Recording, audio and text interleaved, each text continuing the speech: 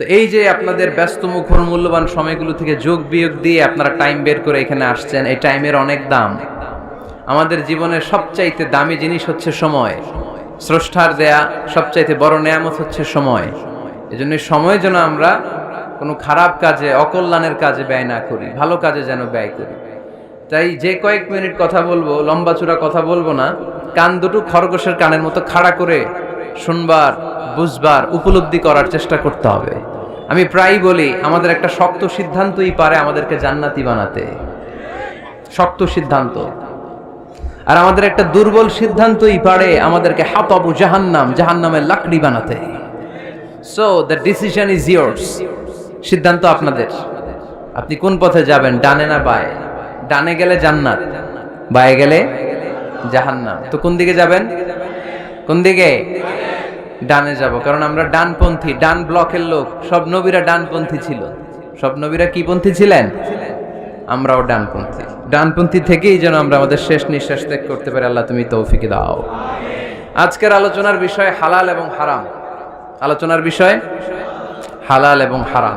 দুই রাস্তা, হালাল চলে গেছে এইদিকে, হারাম গেছে এইদিকে। সো আমরা যাব কোন দিকে? ডান দিকে। হালাল খুব বরকতময়, হালালে বরকত বেশি, হারামে বরকত নাই। বিশ্বাস করেন? 1 কোটি টাকা ইনকাম মাসে। কয় কোটি? এরকম লোক আছে না কসবায়? বাংলাদেশে আছে না? 1 কোটি টাকা ইনকাম, কোটি টাকা ইনকাম তার। কিন্তু বছরে কোটি কোটি টাকা তার ইনকাম, 1 মাসে ইনকাম 1 কোটি টাকা। কিন্তু দেখা যায় মাসে একটা হসপিটাল বিল পরিশোধ করতে তার চলে যায় 50 লাখ টাকা। আছে না নাই? ওয়াইফের ক্যান্সার, যার নেই কোনো অ্যান্সার। ছেলে ইয়াবা খায়, ওরে দেয়া লাগে 20 লাখ। বাড়ি ভাড়া, খাওয়া দাওয়া ইত্যাদি খরচ শেষে দেখা যায় মাস শেষে আরো 20 লাখ ঋণের মধ্যে পড়ে আছে। আছে না নাই? কিন্তু মাসে ইনকাম ছিল কত? 1 কোটি। কিন্তু মাস শেষে দেখা যায় 20 লক্ষ টাকা ঋণের বোঝায় চাপা পড়ে আছে। আর রিকশাওয়ালা, ওর বেতন নাই, যা পারে ইনকাম করে প্রতিদিন। মাসে অন এন অ্যাভারেজ তার ইনকাম 5,000। কয় হাজার? 1,000 চলে যায় ওর যে ছুপড়ির বেড়া, ওই বাড়ির ভাড়া দিতে। 1,000 চলে যায় ওর খাওয়া, 1,000 চলে যায় চিকিৎসা, 1,000 চলে যায় ছেলেমেয়েদের পড়াশোনা, আনুষঙ্গিক আরো 500, মাস শেষে আরো থেকে যায় 500। সুবহানাল্লাহ কইতে পারলেন না? 1 কোটি টাকা ইনকাম করেও 20 লক্ষ টাকা ঋণের বোঝায় চাপা পড়ে আছে। আর 5,000 টাকা ইনকাম, মাস শেষে কত থাকে? 500। কারণ ওর পুরো ইনকামটাই হালাল। ওর পুরো ইনকামটা কি? আর হালালে বরকত ঢুকায় দিছে কে? হারামে কোনো বরকত আছে? আওয়াজ করে বলেন তো, গরু খাওয়া হালাল না হারাম? কুকুর খাওয়া? কুরবানিতে কি জবাই হয়? সুন্নতে খাতনার অনুষ্ঠানে, বিয়ের অনুষ্ঠানে, প্রতিদিন কসাইয়ের দোকানে, কোথাও কুকুর জবাই হয়? আচ্ছা, গরু বা গাভী বছরে বাচ্চা দেয় কয়টা? একটা। আর কুকুর দেয় কয়টা? 7টা, 10টা, 11টা। জন্ম নিয়ন্ত্রণ নাই তো, দেদারসে দিচ্ছে, ফ্যামিলি প্ল্যানিং নাই, তাই না? আচ্ছা, তো দেখেন, গরু বাচ্চা দিল কম, কুকুর বাচ্চা দিল বেশি। গরু জবাই হয় বেশি, কুকুর জবাই হয় না। গরু আমরা খাই বেশি, কুকুর খাই না। তারপরেও কসবায় গরু বেশি না কুকুর বেশি? আওয়াজ করে বলতে হবে, গরু না কুকুর? কারণ গরু খাওয়া হালাল, আর হালালে বরকত ঢুকায় দিছে কে? এজন্য দ্য ডিসিশন ইজ ইয়ার্স। সিদ্ধান্ত আপনার। কই যাবেন, ডানে না বায়ে? হালালের সাথে না হারামের সাথে? হালালটা হচ্ছে পরিবেশ বান্ধব। হালালটা কি? Eco friendly. এটা পরিবেশ বান্ধব, এটা স্বাস্থ্যকর, এটা রুচিসম্মত, এটার মধ্যে কোনো ঝামেলা নাই, এটাতে কোনো ভেজাল নাই। হালালে থাকলেই লাভ, যদিও অল্প। সুবহানাল্লাহ পড়েন।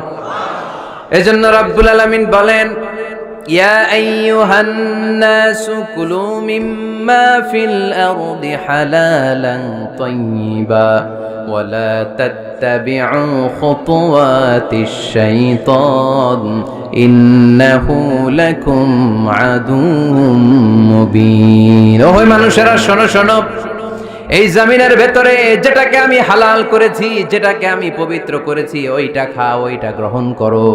হারাম খেও না, হারাম অর্জন করো না, হারামের কাছেও যেও না। শয়তানের পদাঙ্ক অনুসরণ করো না। জেনে রেখো, শয়তান হলো তোমাদের প্রকাশ্য দুশমন। ঠিক কি না?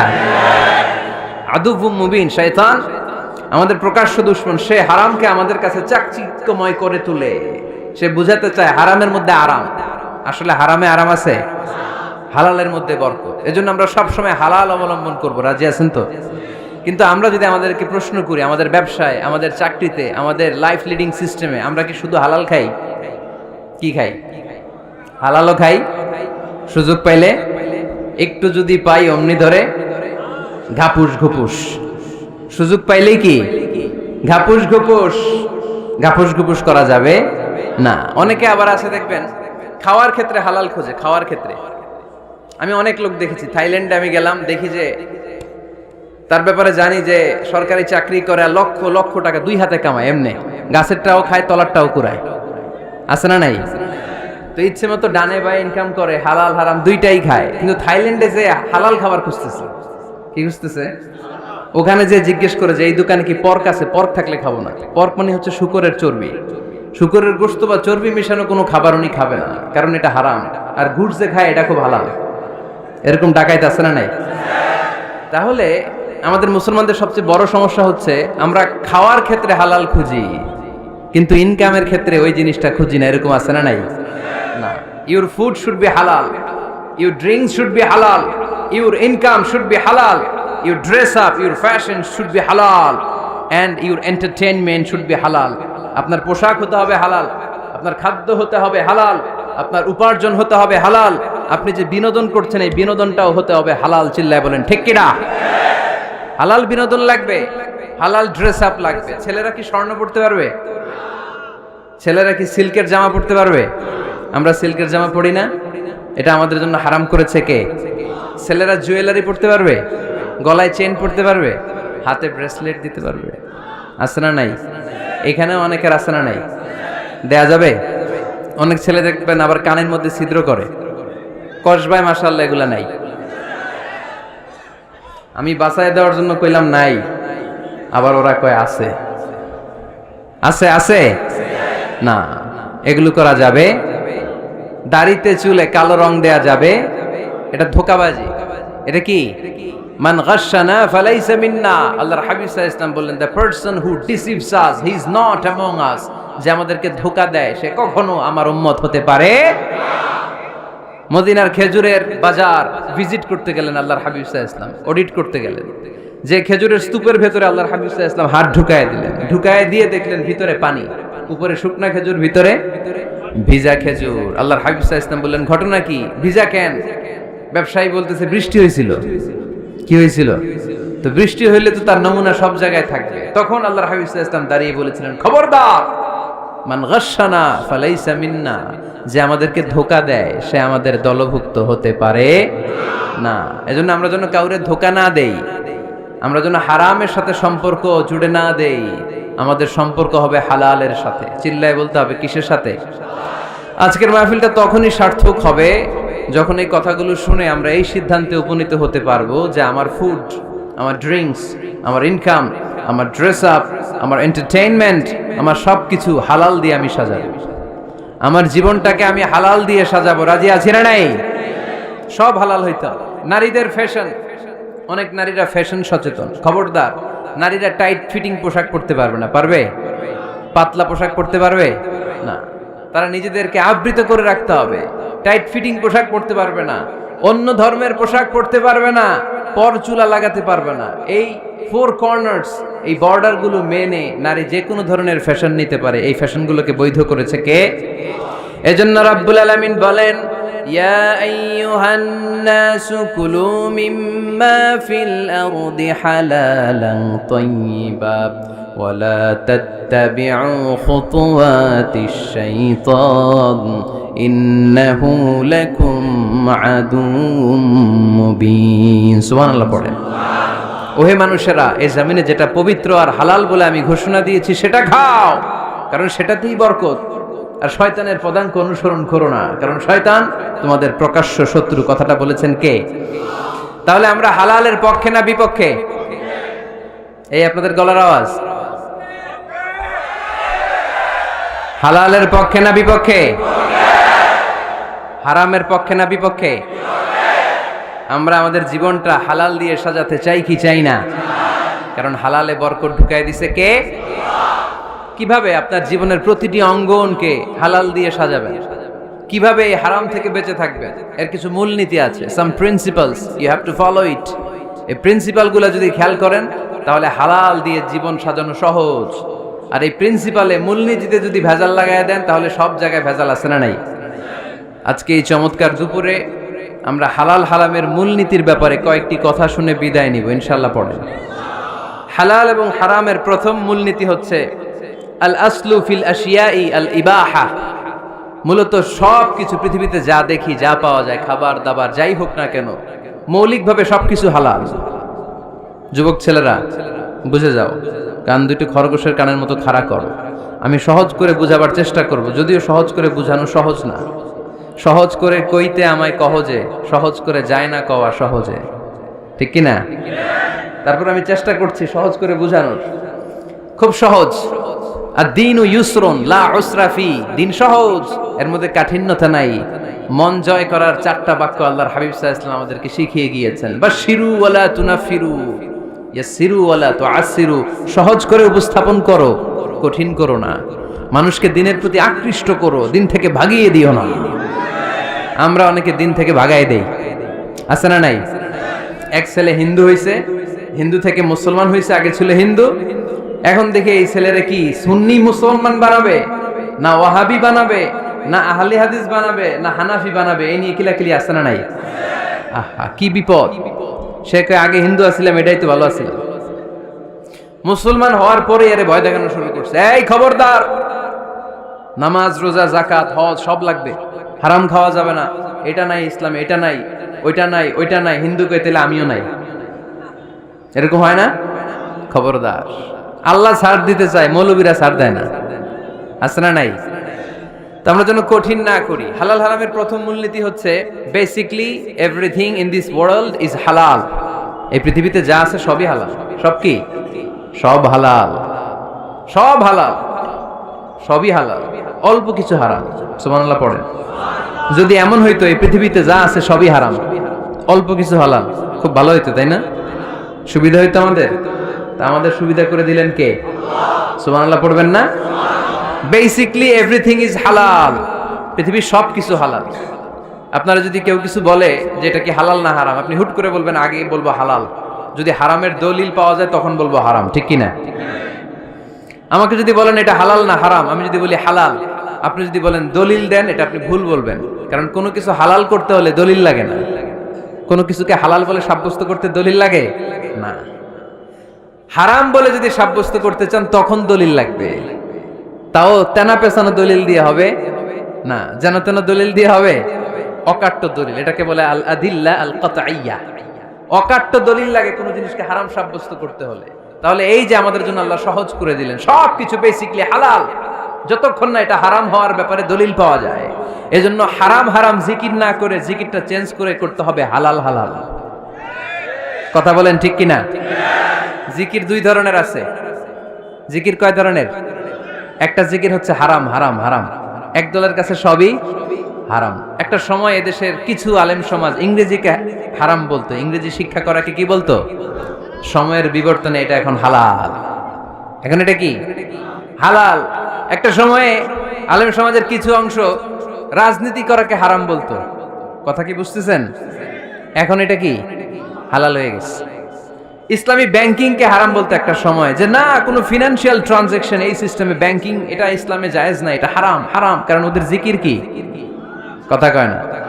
হারাম হারাম হচ্ছে এদের জিকির। একটা সময় ইসলামিক ব্যাংকিং হারাম ছিল, এখন এটা কি হয়ে গেছে? তার মানে এখনো অনেক কিছু এদের কাছে হারাম। সময়ের বিবর্তনে, কালের আবর্তনে এদের মুখ দিয়ে এগুলো একদিন হালাল হয়ে বের হবে। চিল্লায় বলেন ঠিক কি না? এজন্য এই পৃথিবীর সবকিছু মূলত হালাল, যতক্ষণ না হারাম হওয়ার ব্যাপারে দলিল না পাওয়া যায়। হারাম করতে হলে দলিল লাগে, হালাল বানানোর জন্য দলিল লাগে না। আবার যেন তেন কোনো দলিল দিয়ে, ঠুনকো কোনো দলিল দিয়ে কোনো জিনিসকে হারাম করা যায় না। হারাম করতে হলে অকাট্য দলিলের প্রয়োজন হয়। কথা বুঝতে পেরেছেন? প্রথম মূলনীতি ক্লিয়ার সবার কাছে? আল্লাহর হাবিব সাল্লাল্লাহু আলাইহি ওয়াসাল্লাম বলতেন হালাকাল মুতানাত্তিউন, যারা মুতানাত্তিউন তাদের ধ্বংস, তাদের উপর আল্লাহ লানাত। সাহাবারা বললেন, ইয়া রাসূলুল্লাহ, ইয়া হাবিবাল্লাহ, মান হুমুল মুতানাত্তিউন? মুতানাত্তিউন কারা? যাদের উপর আপনি লানত দিলেন, যাদের ধ্বংসের কথা বললেন।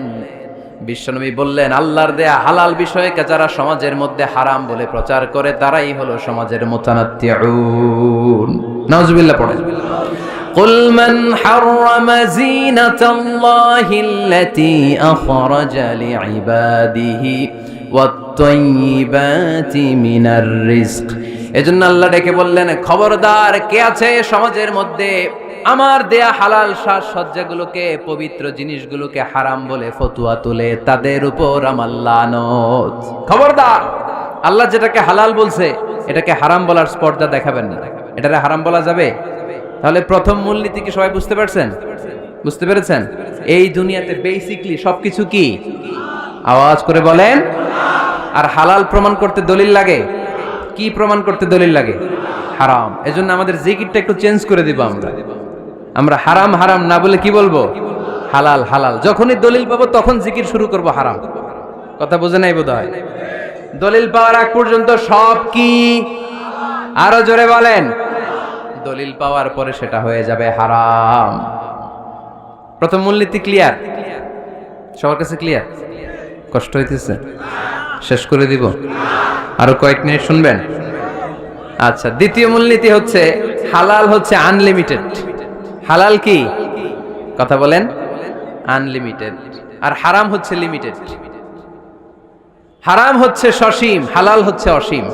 হালাল গুণে শেষ করা যায় না, কিন্তু হারাম গুণে শেষ করা যায়। সুবহানাল্লাহ পড়তে পারলেন না? যদি এমন হইতো হারাম আনলিমিটেড, সবই হারাম, আর হালাল হচ্ছে লিমিটেড, হালাল গুণা যায়, এমন যদি হইতো আমাদের জন্য কঠিন হয়ে যেত না? আমাদের জন্য এটাকে সহজ করে দিলেন কে? দেখেন, কোরআনে যত জায়গায় আল্লাহ হালালের ঘোষণা দিয়েছেন, আল্লাহ ব্যাপকভাবে দিয়েছেন। আল্লাহ বলেছেন, উহিল্লা লাকুম বাহিমাতুল আনআম, এই পৃথিবীতে যত গবাদি পশু আছে সব খাওয়া হালাল, ইল্লা মা ইউতলা আলাইকুম, তবে হাতে গোনা অল্প কয়েকটা ছাড়া, যেগুলো এখনই তোমাদেরকে তেলাওয়াত করে শোনানো হবে। পড়েন সুবহানাল্লাহ। আবার আল্লাহ বললেন, উহিল্লা লাকুম সাইদুল বাহরি ওয়া তাআমু, সাগরের মধ্যে যত প্রাণী পাওয়া যায়, মাছ পাওয়া যায়, কাঁকড়া পাওয়া যায়, সব খাওয়াকে হালাল করে দিলেন কে? সাগরে যত ধরনের প্রাণী আছে, কাঁকড়া বলেন, তিমি বলেন, যা বলেন, সব হালাল, হাতে গোনা অল্প কয়েকটা ছাড়া। সুবহানাল্লাহ পড়েন। তার মানে যখনই আল্লাহ তাআলা হালালের ঘোষণা দেন, আল্লাহ তাআলা এটাকে ব্যাপকভাবে ঘোষণা দেন। আর যখনই আল্লাহ হারামের ঘোষণা দেন কোরআনের ভেতরে, তখন আল্লাহ গুনে গুনে দেন। কিভাবে দেন? হুররিমাত আলাইকুমুল মাইতাতু ওয়াদ-দামু ওয়া লাহমুল খিনজির ওয়া মা উহিল্লা লিগাইরিল্লাহি বিহি ওয়াল মুনখানিকাতু ওয়াল মাওকুযাতু ওয়াল মুতারাদ্দিয়াতু ওয়ান নাতিহা। গুনে গুনে দিয়েছেন। সুবহানাল্লাহ পড়েন। যখন আল্লাহ বললেন হালাল, তখন বললেন চার পাওয়ালা যত জন্তু আছে হালাল, অল্প কয়েকটা ছাড়া। যখন ঘোষণা দিলেন হালালের, আল্লাহ বললেন সাগরের ভেতরে যত প্রাণী পাওয়া যায় সব খাওয়া হালাল, অল্প কয়েকটা ছাড়া। কিন্তু হারামের ঘোষণা যখন আল্লাহ কোরআনে দিলেন, তখন ব্যাপকভাবে দেয় নাই, গুনে গুনে দিয়েছেন। রক্ত খাওয়া হারাম, মরা প্রাণী খাওয়া হারাম, শূকর খাওয়া হারাম, আল্লাহর নাম ছাড়া অন্য কোনো নামে বলি দেওয়া হয়েছে এরকম প্রাণী খাওয়া হারাম, সিংহের গুতা খায় কোনো প্রাণী মারা গেছে ওইটা হারাম। এরকম গুনে গুনে অল্প কয়েকটা হারাম, বাকি সব কিছুকে আমাদের জন্য হালাল করে দিয়েছে কে? আবার যদি আল্লাহর জিজ্ঞেস করে আল্লাহ কাদেরকে বিয়ে করতে পারবো, আল্লাহ বলবে সবাইরে বিয়ে করবি। বাংলাদেশের নারীরা বিয়ে করা হালাল, পাকিস্তানের মেয়েদেরকে বিয়ে করা হালাল, সৌদি আরবের নারীদেরকে বিয়ে করা হালাল, এই বাংলাদেশের সিলেটের মেয়েদেরকে বিয়ে করা হালাল, ঢাকার মেয়েদেরকে বিয়ে করা হালাল, চট্টগ্রামের মেয়েদেরকে বিয়ে করা হালাল। হালালের কোনো শেষ নাই। সুবহানাল্লাহ পড়েন। কিন্তু যখন জিজ্ঞেস করলাম তাহলে কাকে কাকে বিয়ে করা হারাম, তখনই আল্লাহ গুনে গুনে 14 জনের নাম বলে দিলেন। পড়েন সুবহানাল্লাহ। হুররিমাত আলাইকুম উম্মাহাতুকুম ওয়া বানাতুকুম ওয়া আখাওয়াতুকুম ওয়া আম্মাতুকুম ওয়া খালাতুকুম ওয়া বানাতুল আখি ওয়া বানাতুল উখত। চিল্লায় পড়েন আল্লাহু আকবার। যখন হালাল, তখন ব্যাপকভাবে বললেন সব মেয়েদেরকে বিয়ে করতে পারো।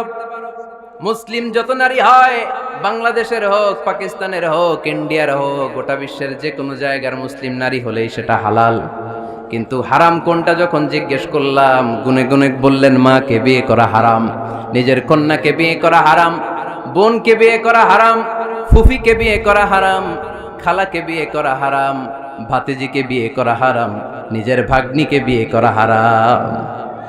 সুবহানাল্লাহ পড়বেন না? তাহলে সহজ না কঠিন? চিল্লায় বলেন, কি সহজ ইসলাম, কত সহজ।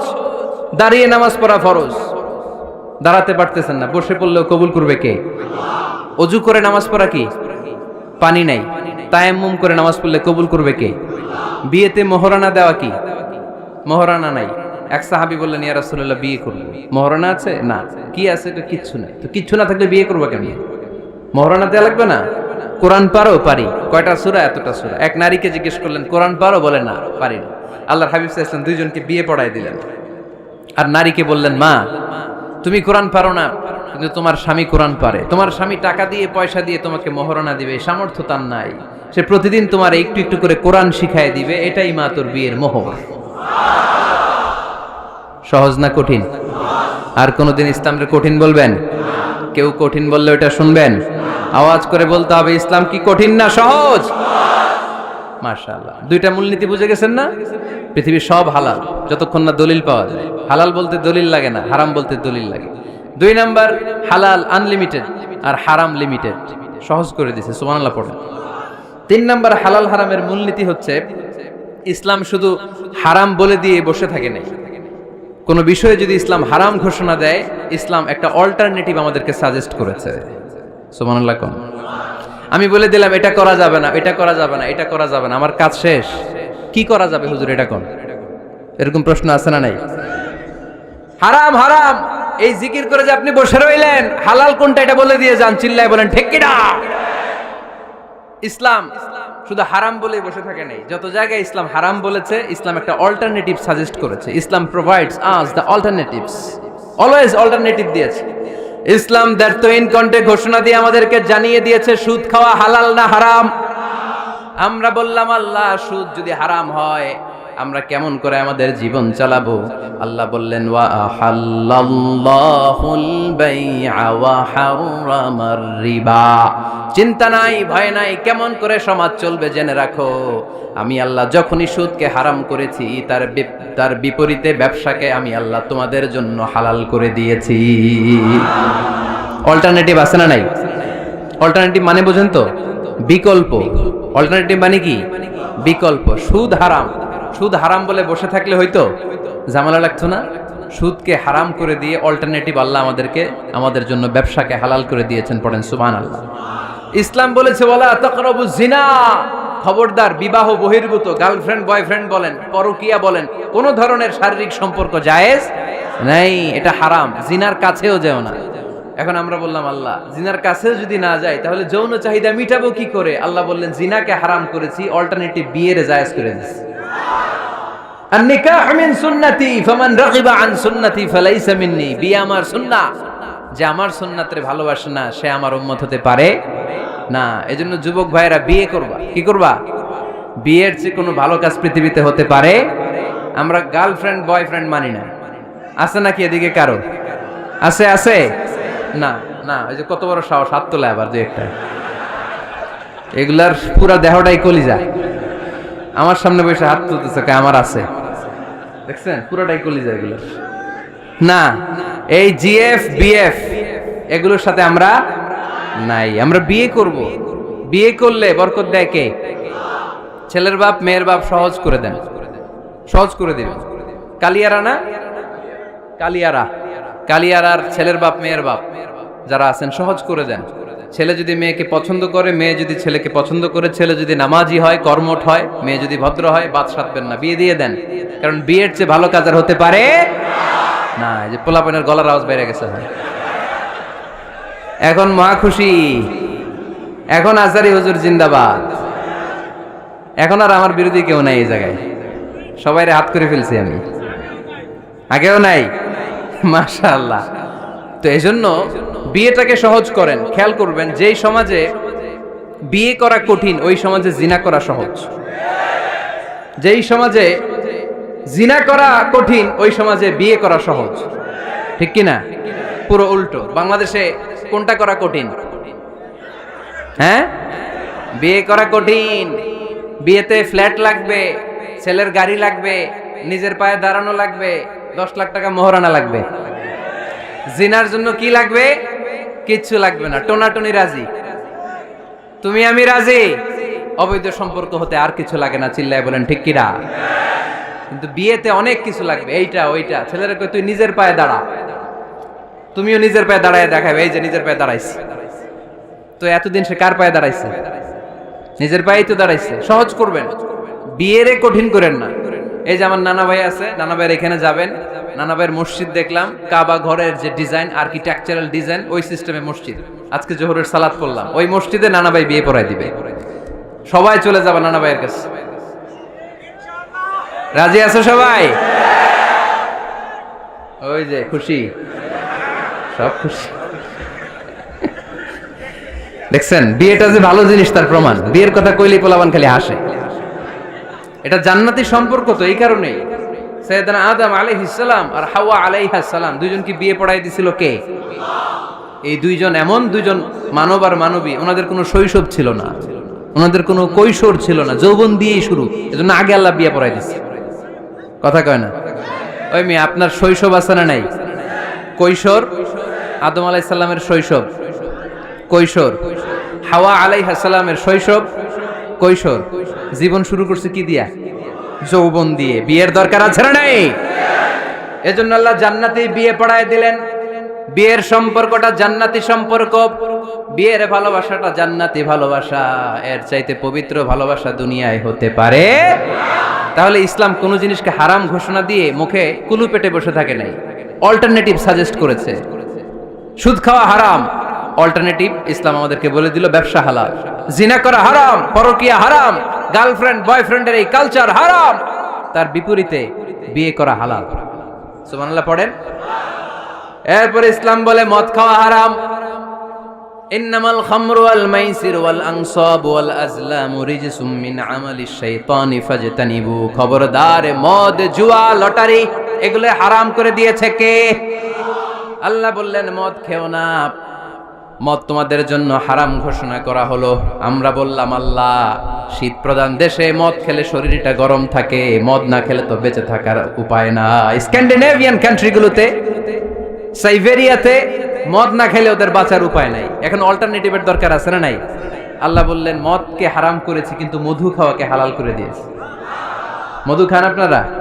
আজকে খাইছেন কে কে দেখি? আজকে অনেকে খাইছেন? মাশাআল্লাহ, হাত নামান। মধু 5-6 চামচ খেয়ে দেখেন একসাথে। মদের বাবা এটা, চিল্লায় বলেন ঠিক কিনা? শরীর গরম হবে, অনেক অনেক শক্তি হবে। মধুর মধ্যে আছে ফ্রুকটোজ, কি আছে?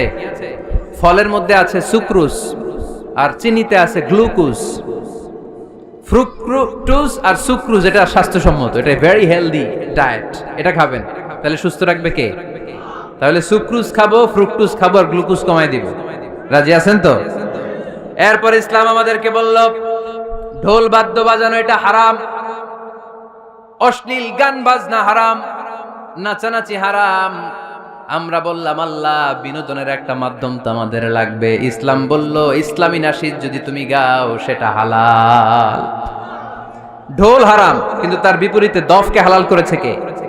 ঢোলের দুই দিকে আটকানো, এটা বাজালে নেফাকি তৈরি হয়, ধাম ধাম আওয়াজ তৈরি হয়, এমন বিট তৈরি হয়, ডান্স দিতে মনে চায়। আছে না নাই?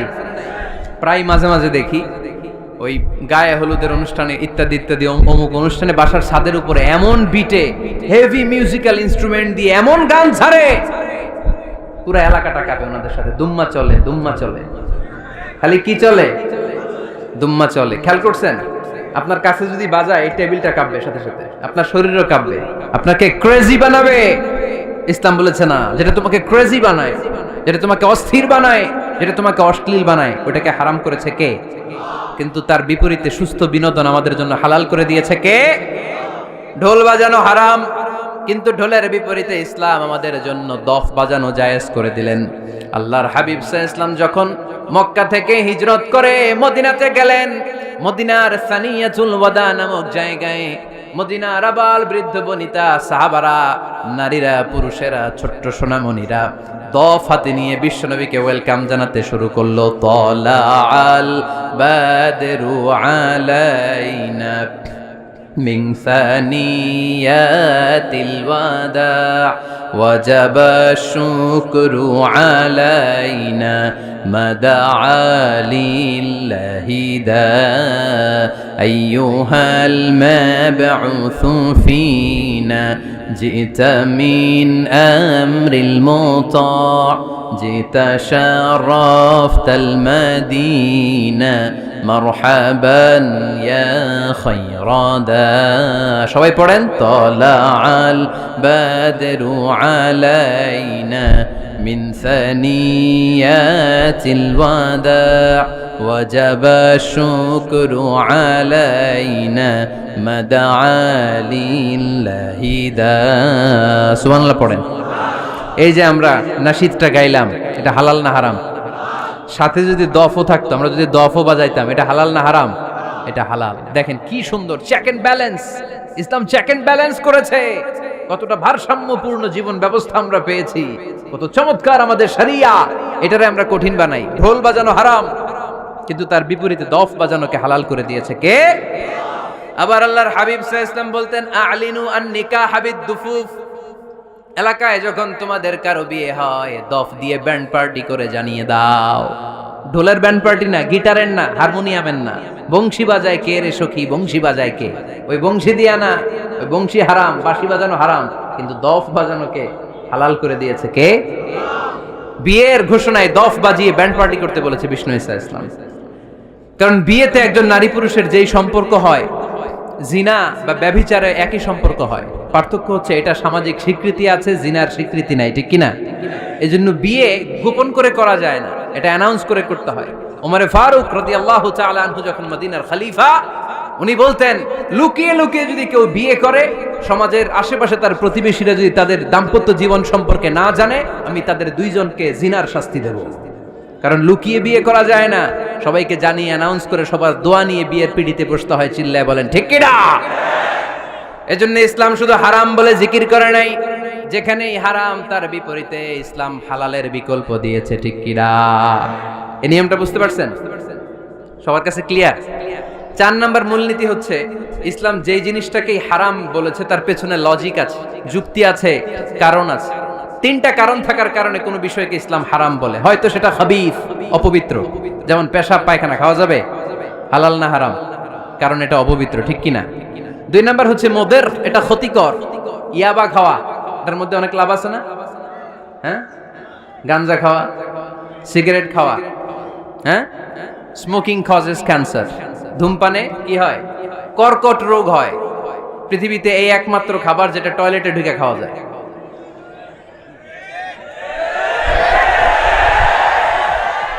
সিগারেট ছাড়া, এটা ছাড়া, এটা কোন খাবার টয়লেটে বসে খাওয়া যায়?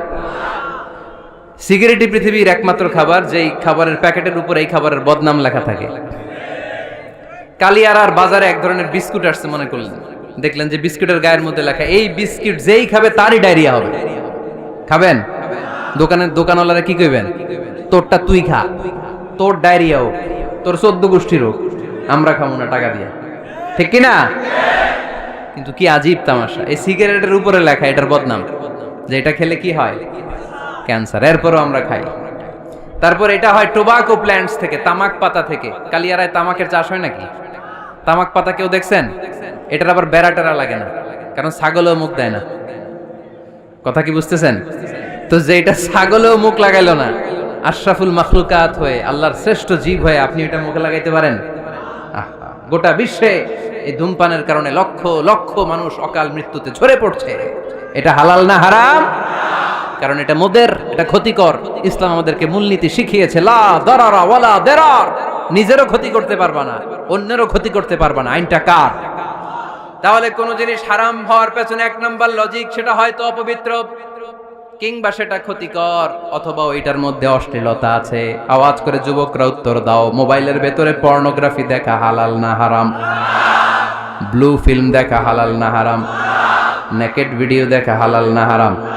কারণ এটা অশ্লীল, ঠিক কিনা? তাহলে যেটা হারাম, 3টা কারণে কোনো জিনিসকে ইসলাম হালাল বলে, হারাম বলে অ্যানাউন্স করেছে। হয় এটা অপবিত্র, নয় এটা ক্ষতিকর, নয় এটা অশ্লীল। কয়টা? হয় অপবিত্র, অথবা ক্ষতিকর, অথবা অশ্লীল। পৃথিবীতে যত জিনিসকে ইসলাম হারাম বলে ঘোষণা করেছে তার প্রত্যেকটার মধ্যে তিনটার কোনো না কোনো একটা আছে না নাই? এই তিনটা জিনিস, তিনটার একটা না পাওয়া গেলে কোনো জিনিসকে হারাম বলে ঘোষণা দেওয়া যাবে। এরপর ইসলাম আমাদেরকে শিখিয়েছে 5 নাম্বার মূলনীতি, মুকদ্দামাতুল হারামে হারাম। হারামের সূচনাটাও হারাম। কোন বেগানা নারীর দিকে তাকিয়ে থাকা হারাম হওয়ার কথা ছিল না, কিন্তু যেহেতু এই তাকানোটা এক সময় জিনার দিকে নিতে পারে, তাই এই তাকানোটা কেউ হারাম করেছে কে? আন-নাযার, এই দৃষ্টিটা বড় ভয়ঙ্কর। আল্লাহর হাবিব সাল্লাল্লাহু আলাইহি ওয়াসাল্লাম বলেছেন, আন-নাযার সাহামুন মাসমুমুন মিন সিহামি ইবলিস। এই দৃষ্টি, লাগামহীন দৃষ্টি, শয়তানের বিষ মাখানো তীরবানের মধ্যে থেকে একটা ভয়ঙ্কর তীর। এই তীর দিয়ে শয়তান যুবকদেরকে কাবু করে ফেলে। ডাইরেক্টলি শারীরিক সম্পর্কের দিকে কেউ যায় না। প্রথমে বদনজর, প্রথমে কি কথা কয় না, গলার সাউন্ড এখন কমে আসছে, এখন বিপরীতে ঘা পড়তেছে, তো এখন আর সাউন্ড নাই। প্রথমে শুরু হয় কি দিয়ে?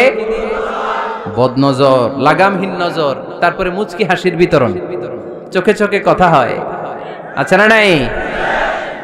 হাসি বিতরণ হয়, মোবাইল নাম্বার আদান প্রদান হয়, ফেসবুকের আইডি শেয়ার হয়, তারপরে রাত জেগে কম্বলের নিচে চ্যাটিং ফ্যাটিং আছে না নাই? তারপরে চলে আসে 14ই ফেব্রুয়ারি, বিশ্ব বেহায়া দিবস, ঠিক কিনা? দেখছেন ধাপগুলো, দেখছেন স্টেপ বাই স্টেপ হারামের দিকে যায়। এরপর অবৈধ দৈহিক সম্পর্কের দিকে যায়। আল্লাহ এই গজব থেকে তুমি আমার ছেলেদেরকে বাঁচাও, আমার দেশের মেয়েদেরকে বাঁচাও, চিল্লায় পড়ে না আমিন। তাহলে শুরু হয়েছিল কি দিয়ে? কি নজর? কি নজর? বদনজর। এটা দিয়ে শুরু, জিনা দিয়ে শেষ। এজন্য ইসলাম বলে মুকদ্দামাতুল হারামে হারাম, মা ইউআদ্দি ইলাল হারাম ফাহুয়া হারাম। যেটা হারামের দিকে তোমাকে ধীরে ধীরে গ্রাজুয়ালি পৌঁছে দিবে, ওটাকেও হারাম ঘোষণা করেছে কে? এজন্য বিষ্ণু ঈসা ইসলাম ওনার মেয়ের জামাতা সাইয়েদনা আলী রাদিয়াল্লাহু তাআলা আনহুকে বলেছেন, আলী খবরদার, লা তুতবি'ন নাযরাতান নাযরা। এক নজর যদি ভুল করে কোনো নারীর চেহারার দিকে তোমার পড়ে যায়, খবরদার দ্বিতীয় নজর দিও না। ফা ইন্না লাকাল উলা ওয়া লাইসাত লাকাল আখিরা। কারণ প্রথম নজর ভুল করে পড়ে গেলে ক্ষমা করবে কে? কিন্তু তার সৌন্দর্য উপভোগের জন্য বারবার তার দেহের দিকে তাকালে, বারবার তার চেহারার দিকে তাকালে আমলনামাটা গুনাহ দিয়ে ভর্তি করে দিবে কে? আল্লাহ চেক এন্ড ব্যালেন্স করেছেন। পুরুষদেরকেও বলেছে চোখ নামাও, কুল্লিল মুমিনিনা ইয়াগুদ্দু মিন আবসারিহিম, lower your gaze, lower your eyesight. নারীকেও একই কথা বললেন, কুল্লিল মুমিনাতি ইয়াগুদ্দুনা মিন আবসারিহিন্না। ও নারীরা, তোমরাও চোখ নামাও, নজরকে ঠিক করো। এই বদনজর সব সর্বনাশের মূল। জোরে বলেন ঠিক কিনা? এখান থেকেই ধীরে ধীরে অবৈধ দৈহিক সম্পর্কের দিকে যায়। এজন্য এই বদনজরটারও হারাম ঘোষণা করেছে কে? এই মূলনীতি বুঝতে পেরেছেন? 7 নাম্বার মূলনীতি হচ্ছে আল হাইলাতু বিল হারামি হারাম। হারাম খাওয়ার জন্য কৌশল করাও হারাম। কথা বুঝেন নাই? কালিয়ারার ভাইয়েরা কথা বুঝেন নাই না? আল হাইলাতু বিল হারামি হারাম। হারাম খাওয়ার জন্য কৌশল করাটাও কি হারাম? আওয়াজ করে উত্তর দেন, ঘুষ খাওয়া কি? সবাই বলেন হারাম। এখন ঘুষরে যদি কৌশল করে খান, ওটা হালাল হয়ে যাবে না? ঘুষের নাম দিছে এখন হাদিয়া। ঘুষের নাম কি? আবার ঘুষের নাম দিছে বকশিস, ঘুষের নাম দিছে স্পিড মানি। ঘুষের নাম কি? তার নাম চেঞ্জ করলে হালাল হয়ে যাবে? আমি ফেসবুকে এক জায়গায় দেখলাম লেখা হালাল অ্যালকোহল, মানে হালাল মদ। কি লেখা? হালাল অ্যালকোহল, হালাল মদ। মদ কি হালাল হইতে পারে? লেভেল লাগালে হালাল হয়ে যাবে? সহিহ বুখারীর বর্ণনা, আল্লাহ রাসূল সাল্লাল্লাহু আলাইহি ওয়াসাল্লাম এক সাহাবীকে এক এলাকায় যাকাতের সম্পদ উত্তোলন করে নিয়ে আসার জন্য পাঠালেন। উনি গেলেন, যে যাকাতের সম্পদ নিয়ে আসলেন, এসে বললেন, হাযা লাকুম ওয়া হাযা উহদিয়া লি। সহিহ বুখারীর বর্ণনা, আল্লাহ রাসূল সাল্লাল্লাহু আলাইহি ওয়াসাল্লামের কাছে এসে বললেন, এই যে ছাগল গরু দেখতে পাচ্ছ, এগুলো আমি যাকাতের সুপারভাইজার হিসেবে ওই এলাকা থেকে উত্তোলন করে এনেছি, এগুলো বাইতুল মালের, আর এগুলো আমার। এগুলো আল্লাহ রাসূল সাল্লাল্লাহু আলাইহি ওয়াসাল্লাম রেগে গেলেন। আল্লাহর হাবিব সাল্লাল্লাহু আলাইহি ওয়াসাল্লাম বললেন, এগুলো তোমার, এগুলো পাইলা কেমনে? সে বললে, এগুলো আমারে হাদিয়া দিছে। বিশ্বনবী বললেন, তুমি যদি ওই এলাকায় না যেতা, তোমার ঘরে বসে থাকতা, তোমারে হাদিয়া দিত নাকি? কয় না।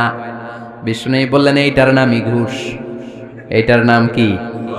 কারণ ওরা তোমাকে হাদিয়া দিছে এই কারণে, তুমি যখন যাকাতের হিসাব করবা, তুমি যেন নাদুস নুদুস ছাগলগুলো নিয়ে না আসো। তুমি যেন বড় সাইজের ওটগুলো নিয়ে না আসো, তুমি যাতে যাকাতের হিসাব করতে যে একটু ছাড় দাও, ওদেরকে একটু সুযোগ দাও, ওদেরকে আলাদা অ্যাডভান্টেজ দাও, এক্সট্রা প্রিভিলেজ দাও, এজন্য আগেই তোমারে হাদিয়ার নামে ঘুষ দিয়ে বশ করে রেখেছে। চিল্লায় বলেন ঠিক কিনা? হাদিয়ারে ঘুষকে হাদিয়ার লেভেল লাগালে, ঘুষকে বকশিসের লেভেল লাগালে এই ঘুষ কখনো জায়েজ হতে পারে না। এজন্য হারাম খাওয়ার জন্য কৌশল করাও কি হারাম।